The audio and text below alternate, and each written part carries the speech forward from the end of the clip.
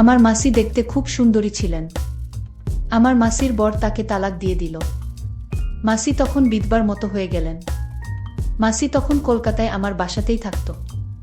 আমি মাসির রূপ দেখে কিছুতেই সহ্য করতে পারতাম না, আর তাই একদিন রাতে মাসিকে জোর করে। বাকিটা গল্পতেই বলা যাক। আমার বয়স তখন 14 বা 15 হবে। এমনি কলকাতাতে এখনকার মতো ভালো যাতায়াত ছিল না। সকাল আর দুপুর মিলিয়ে মোট 2টিই বাস ছিল সারাদিনে। খুব দুষ্ট ছিলাম বলেই দাদা বোর্ডিং এ ভর্তি করে দেন। দাদা তখন বিএস এর লেফটেন্যান্ট। বোর্ডিং এর ছুটিতে পালা করে আমাদের ছোট মাসির বাড়িতে ছুটি কাটাতে যেতে হতো। মা সরকারি চাকরি করতেন, তাই সময় সুযোগ হতো না দেখেই হৃদিকাদির সাথেই আমাদের পাঠিয়ে দিতেন। পাহাড়ে ঘেরা জায়গাটা আমাদের খুব ভালো লাগতো। রীতা মেসোর ছোট বোন। আমাদের থেকে বিশেষ বড় ছিল না, বছর 5 হবে। দেখতে যেমন মিষ্টি, গান তেমন গাইতে পারত। আনন্দে কেটে যেত আমাদের কৈশোর। মাসির নাম খুব আধুনিক ছিল। মার থেকে ছোট মাসি 10 বছরের ছোট ছিলেন। হৃদিকা নাম হলেও সবাই মাসিকে হৃদা করেই ডাকত। অনেক স্নেহ করতেন আমাদের, আর চূড়ান্ত রান্না ছিল হাতের। তাই আসলে ওনার হাতের মোরব্বা, কই মাছের কালিয়া, আনারসের চাটনি খেয়ে মন ভরে যেত। যা বানাতেন মুখে স্বাদ লেগে থাকত। মেসো ব্যবসায়ী ছিলেন। এরপর আমরা ব্যারাকপুরে চলে আসি। বাবার বদলি হয়। ছোটবেলার সোনালি দিনগুলো চোখে ভাসে। হৃদা করেই ডাকতাম। বিহার থেকে ফিরে এসে হৃদার সাথে বা বড় মাসির সাথে যোগাযোগ হারিয়েই গেছিল। চিঠি ছাড়া কোনো যোগাযোগ থাকতো না প্রায়। আর আমাদের বাড়িতে ফোন অনেক পরেই এসেছিল। বাবার বদলির 4 বছর পরে মাও বদলি হয়ে চলে আসেন। আমাদের ব্যস্তময় জীবন চলতে থাকে। আস্তে আস্তে স্মৃতি হতে থাকে। স্কুল শেষ করে, কলেজ শেষ করে, ইউনিভার্সিটি ছাড়িয়ে বেশ বড় হয়ে যায়। মা বাবার বয়স হয়েছে, দুজনেই রিটায়ার করে দাদার আশ্রয় নিয়েছেন। দাদার 2 ছেলে মেয়ে। দাদা তার পরিবার, মা বাবাকে নিয়ে খুব খুশি। আমি ছোট বলে আমার উপর দায়িত্ব কম ছিল। বয়স 27, বিয়া করলেই করা যায়, কিন্তু বিয়ার দিকে তেমন টান ছিল না। দাদা আম্বালা চলে যাওয়ার পর থেকেই আমি একটু বেশি বেপরোয়া হয়ে উঠলাম। ভালো ব্যাংকে উঁচু পোস্টে চাকরি করার সুবাদে পয়সার অভাব হতো না। বছরে 1-2 বার করে মা বাবা এসে থাকলেও দাদার বাচ্চাদের প্রতি তাদের টান থাকার কারণে আম্বালা ফিরে যেতেন। মা চাইতেন আমরা সবাই একসাথে থাকি, কিন্তু তা সম্ভব হতো না। মোবাইল বা ফোনের দৌলতে এখন কোনো দূরত্ব দূর ছিল না। রূপালীকে কে আমার ভালো লাগতো, কিন্তু জীবনসঙ্গী হিসাবে ওকে ভাবিনি। মাঝে মাঝেই আমার ফ্ল্যাটে চলে আসতো রবিবারে। করেই আমার সময় কেটে যেত। রূপালীকে সেরকমই মেয়ে ছিল। ইংরেজি স্কুলে পড়ার দৌলতে সব কিছুই রপ্ত করে নিয়েছিল অল্প বয়সে। রূপালীকে আমাকে বিয়া করবে বা আমাকে ভালোবাসে এমন সম্পর্ক আমার আর ওর ছিল না। আর অফিসে আমার সাবঅর্ডিনেট। কিছুদিন পর জানতে পারলাম দাদা দিল্লিতেই থাকবে আর সেখানে বাড়ি কিনছে। দাদার 2 ছেলে মেয়েকে সামলে বাড়ি কিনতে অনেক টাকার দরকার পড়ল। মা বাবা তাদের জমানো টাকা ঢেলে দিলেন দাদার বাড়ির পিছনে। পেল্লাই একখানা বাড়ি কিনে দাদা দিল্লিবাসী হয়ে গেলেন। আগে মতো শাসন না করলেও সপ্তাহে 1 বার ফোনে লেকচার শুনতে হতো। তারাও আমার বিয়ার জন্য উঠে পড়ে লাগলেন। আমার ব্যারাকপুরের ফ্ল্যাটে আমার সাজানো গোছানো সাম্রাজ্যে ঘন কুয়াশা ঢেকে গেল। যখন ঘর জামাই আসলো, ব্যক্তিগত শত্রুতার জেরে মেসোর বন্ধুরা তাকে ঠকিয়ে পথে বসিয়ে দিয়েছেন। সব থেকে আশ্চর্যের বিষয়, মেসো এই সব কথা বাড়িতে জানানোর ইচ্ছা পর্যন্ত করেননি। হৃদাদির বিয়া হয়েছে বিহারেই, কিন্তু তার শ্বশুর বাড়ির লোকেরা বিশেষ ভালো ছিলেন না। তাই তারা মেসমশাইকে সাহায্য করতে অস্বীকার করে মেসোর অমন সুন্দর বাড়িখানা বিক্রি করেও ধার শোধ করা যায়নি। এমন অবস্থায় মেসো আত্মহত্যার পথ বেছে নেন। চারিদিকে ঋণের বোঝা আর পাওনাদারদের যন্ত্রণা নিয়ে ছোট মাসির জীবন এখন যন্ত্রণা প্রায়। তাদের একটি কন্যা সন্তান শ্রাবণী ক্লাস 10-এ। এরপরে মাত্র তাকে মেসো স্কুলে ভর্তি করিয়েছিলেন অনেক পয়সা খরচা করে। এখন হৃদিকা মাসি মাথায় হাত দিয়ে বসে পড়েছেন। বেশ খারাপ লাগলো। একটা মানুষকে কাছে দেখা এত ভালো লোক, কিন্তু ভাগ্যের কি পরিহাস, মা বাবার আদেশ আসলো দিল্লি থেকে। এরকম পরিস্থিতিতে আমার কাছে শুধু আদেশ আসে, তুই তো অনেক ইনকাম করিস, তুই মাসিকে নিজের কাছে রাখ। অত বড় ফ্ল্যাট কি করবি একা থেকে? তার চেয়ে মাসি রান্না বান্না করে দেবে আর দীপা স্কুলের ছুটিতে আসবে থাকবে। মাসির আমরা ছাড়া কে আছে বল? মাসিকে একটা ভালো কাজ দেখে দে, মাসি তো বিয়ে পাস। মার আদেশে আমার বাসায় ফুর্তির দিনগুলো শেষ হতে চলেছে। রূপালীকে কে জানালাম যে আমাদের আড্ডার দিন শেষ। মাসির বয়স এমন কিছু বেশি ছিল না যে জীবন শেষ হয়ে গেছে, 35 শেষ করেছে সবে। কিন্তু এমন পুরা মহিলাকে ঘরে রাখা মানে নিজের সব প্রাইভেসিতে আমাদের বাধে। ফোনে মাসির কান্না হাতে পায়ে ধরা শুনে আমার মন গলে গেল। মাসির দেনা শোধ করতে করতে আমার পুঁজি প্রায় শেষ হবে।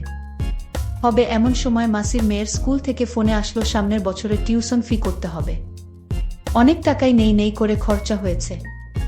বাধ্য হয়েই সেভিংসের কিছু কালো টাকা ভাঙিয়ে ড্রাফট করে পাঠিয়ে দিলাম। মাসির প্রতি ভালোবাসা থাকলেও এখন আমি আর ছোট নেই। দাদা বাবারাই সব ব্যবস্থা করে মাসির কলকাতাতে জিনিসপত্র বিক্রি করিয়ে দিলেন। বোচকা বুচকি নিয়ে মাসি আমার ফ্ল্যাটে উঠলেন। আমার কারাফ দিন শুরু হলো। মাসিকে বুঝতে দেওয়া সম্ভব নয় যে আমি একেবারেই খুশি নয়। ছোটবেলায় মাসিকে যা দেখেছিলাম এখন মাসির অনেক পরিবর্তন হয়েছিল। সুন্দর মুখখানা মায়া জড়ানো। আমার মাসি এমনিতেই অনেক লম্বা, কিন্তু এখন লম্বা চুলের বিনুনি, ফর্সা সুন্দরী মুখে অসাধারণ একটা মায়া। এসব আগে কখনো দেখিনি, কিন্তু এখন মাসি সব সময় সামনেই থাকে, তাই চোখে পড়ে যায়। মাসি কখনো আমাকে সানি বা রাফি সব নামেই ডাকতেন। সকালে রান্না করে আমার রান্না খাইয়ে টিফিন ও দিয়ে দিতেন। সত্যি বলতে মাসির রান্না খেয়ে এত তৃপ্তি পেতাম যে বাকি সব কিছু ভুলেই যেতাম। মাসির পাশে এইভাবে দাঁড়ানোতে মাসি আমার সামনে অনেক কৃতজ্ঞতা প্রকাশ করতেন, যা আমি চাইতাম না, ভালো লাগতো না। একরকম মাসির সংসার যেন আমি চালাছিলাম। 2 সপ্তাহ কেটে গেছে, মাসি এসেছে। মাসি মাঝে মাঝে আমার ফোনে মার সাথে বাবার সাথে কথা বলে নিয়ে বন্ধুবান্ধব নিয়ে আনন্দ করা লাটে উঠে গেল। রাহুল আমার এক কলিগ, সুযোগ পেল তাই আমার দুর্বলতাকে কাজে লাগিয়ে রূপালীকে নিয়ে অনেক কিছু করা শুরু করলো। কাজ অফিস করতে করতে কেটে গেল 1 মাস। মনে মনে ভাবলাম 10টার পর মাসি তো নিজের ঘরে নিজের মতো থাকে, টিভি দেখে বা বই পড়ে। যদি বন্ধুর বাহানায় নিয়ে আসি কাউকে, ক্ষতি কি? আর মাসির ঘর পূর্বের বারান্দায়, আমি উত্তরে 2টো ঘর ছেড়ে থাকি। 2টো রান্নাঘর, 2টো বাথরুম। মাসির ঘর মাসির বাথরুমের সাথে। এইভাবে আর কতদিন চলবে? মাসি থাকাতে আমার বাজে নিশা বন্ধ হয়ে গেল। কারণ মাসির সামনে যদি মেয়েদের নিয়ে আড্ডা দেই তাহলে মাসি মাকে বলে দিবে। হয় মাসি আমার অসুবিধা বুঝতে পারত, নয় মাসি বুঝলেও নিরুপায় ছিল। অনেক ভেবে দেখলাম মাসি কাজে গেলে আমার অন্তত একটু সুবিধে নিশ্চয়ই হবে, কিন্তু কোথায় কাজে পাঠাবো?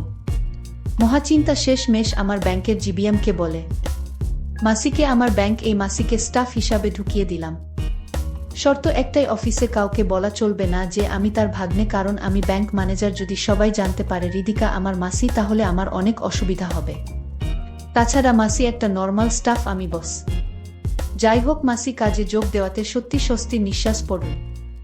আমি অনেকটা ব্যক্তিগত জীবন ফিরে পেলাম। আস্তে আস্তে আরও 1 মাস কেটে গেল। সিগারেট ঘরেই খেতাম। যেহেতু আমার টাকায় মাসির বাচ্চার পড়াশোনা চলত, সেই জন্য মাসির হাব ভাব পাল্টে যেতে লাগলো। এত বিনয় ভালো লাগতো না। এ যেন প্রভু ভৃত্যের মতো ব্যাপার স্যাপার। কেউ কাউকে কিছু না বললেও মাসির আর আমার সংযোগ এতটাই কমে গেল যে শুধু আমার প্রয়োজনের আর চাহিদার কথাটুকু হতো। এর জন্য আমার ব্যস্ততা কতটা দায়ী তা আমি জানতাম না। ছুটির দিন ঘরে থাকতেই ইচ্ছা করতো না।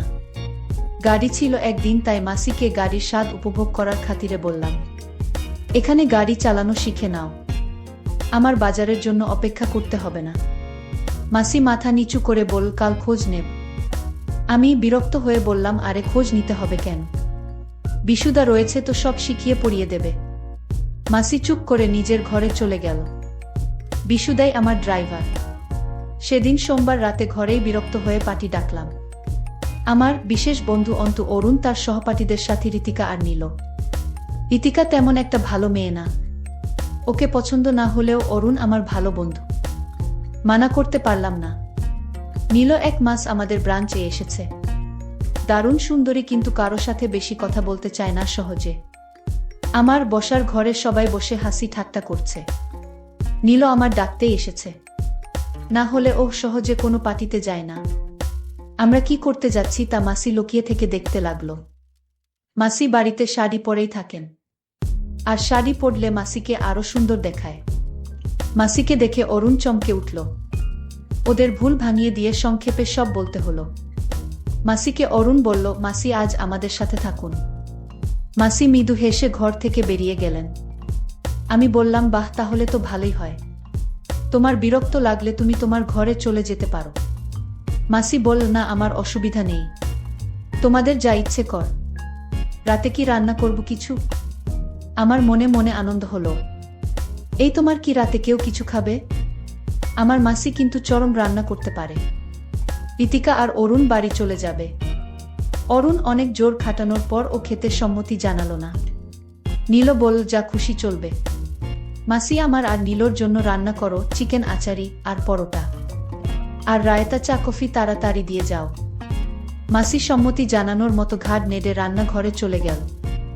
আমরা গান ছেড়ে নাচতে শুরু করলাম। আমার খাওয়া হয়নি বললেও ভুল হবে, অরুণ আর ঋতিকা যাবার জন্য বায়না শুরু করে দিল।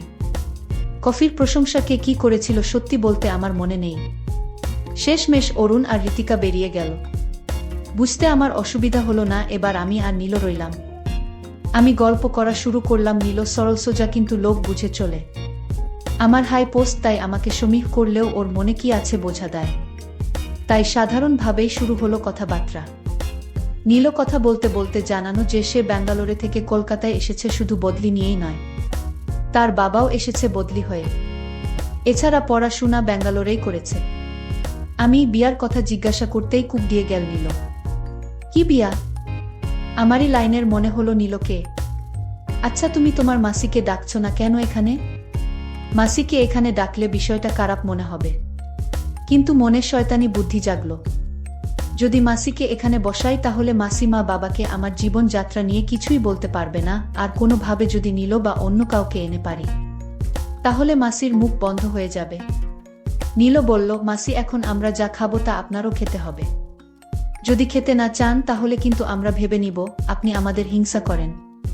মাসি বলল, কি খেতে হবে আগে শুনি তো। দেখছো না আমরা কি পান করছি? তোমার তা পান করতে হবে। মাসি মৃদু হেসে বলল, আমার তোমাদের মতো অভ্যাস নেই। আর এখন আর এসব কি মানায়? নীল না না করে বল, না, ওসব চলবে না, এই একটা খেতেই হবে বলে আরেকটা মাসির হাতে ধরিয়ে দিল। মাসি না করলেও গল্পের ছলে এদিক ওদিক করে পুরোটা শরবত খেয়ে ফেল নিশার ঘোরে। নীল প্রশ্ন করল, আচ্ছা রিদা মাসি, রাফি কেমন ছেলে? মাসি নীলকে বল, ওহ ভগবান, একরকম আমার মালিক। আমি জানি না, এমন ভাব করে বললাম, কেন মাসি এমন কথা বলছো? তুমি জানো না নীল, রাফি আমায় নতুন জীবন দিয়েছে। ওর ঋণের বোঝায় আমি ডুবে আছি, আর জানি না কোনোদিন ঋণ শোধ করতে পারব কিনা। নীল বলল, আচ্ছা, ও যে সিগারেট খাচ্ছে? মাসি ওই কথা উড়িয়ে দিয়ে বলল, এখনকার ছেলে মেয়েরা একটু আধটু খায়, ওহ একা থাকে বেচারা, কি বা করবে। মাসির কথা শুনে ভালো লাগলো। নীল আর মাসি বুঝতে দিলাম না টিভির এর উপর আমি সিগারেট রাখি তোয়ালে চাপা দিয়ে। মাসির সংকোচ কাটাতে ঘর থেকে সিগারেট নিয়ে বেরিয়ে গেলাম। নীল এবার শালীনতার মাত্র ছাড়িয়ে ফেলল। তুমি আসতে ওর কত অসুবিধা, ওর মেয়ে বন্ধুরা এখানে আসতেই পারে না। বাইরে থেকে দাঁড়িয়ে বারান্দায় আমি সব কথা শুনছি। সত্যি মাসি আমাকে মানে না, আমার পয়সার জন্য এমন কথা বলছে বুঝতে হবে। নানা অসুবিধা কোথায়, ওর মেয়ে বন্ধু আসলে আসবে। এখন ওর বিয়া করার কথা আমার জন্যই না, ওর কত কষ্ট। আমার জীবনে আর কি বা আছে? ওহ, আমার মেয়ের দায়িত্ব নিয়েছে, এটাই বড় কথা। তার জন্য আমি তো এমনিতেই ওর কাছে ঋণী। ও না থাকলে হয়তো আমার পথে বসতে হতো। আমি সত্যি সেইভাবে মাসি আমার সহানুভূতির নিচে চাপা পড়ে থাকতে দেখতে চাইনি। মাসি ঘরে আছে। আমিও ঘরে ঢুকলাম। মাসির কথাবার্তা এলোমেলো হয়ে গেছে। হয় আবোল তাবোল বকছে আর নীল মাসিকে মজার পাত্র বানাচ্ছে। মাসিকে দেখতে আজ অনেক সুন্দর দেখাচ্ছে। মাসিকে ছোটবেলায় দেখেছিলাম সুশ্রী মায়াময় মুখ। আমি ভাবলাম মাসিকে আমার যে করে হোক আমার কথায় রাজি করাতে হবে। আমি মাসিকে বললাম, ছোটবেলা থেকে তুমি আমার সব কথা রেখে আসছো। আমি তোমায় এখন একটা কথা বলতে চাই, আর সেই কথাটা আমার মাকে বলা যাবে না। আমি মাসিকে বললাম, মাসি, আমি তোমার কাছে একটা জিনিস চাই। মাসি বলল, কি জিনিস? আমি বললাম, আমি চাই তুমি মেসোর সাথে রাতে যা করেছিলে আমি তোমায় তা করতে চাই। মাসি বলল, তুমি আমার যে উপকার করেছে তা আমি কোনোদিন ভুলতে পারবো না। আমি রাজি। তারপর মাসির সাথে এক সুখের রাজ্যে হারিয়ে গেলাম। বন্ধুরা, আজকের গল্পটি কেমন লাগলো তা অবশ্যই কমেন্ট করে জানাতে ভুলবেন না।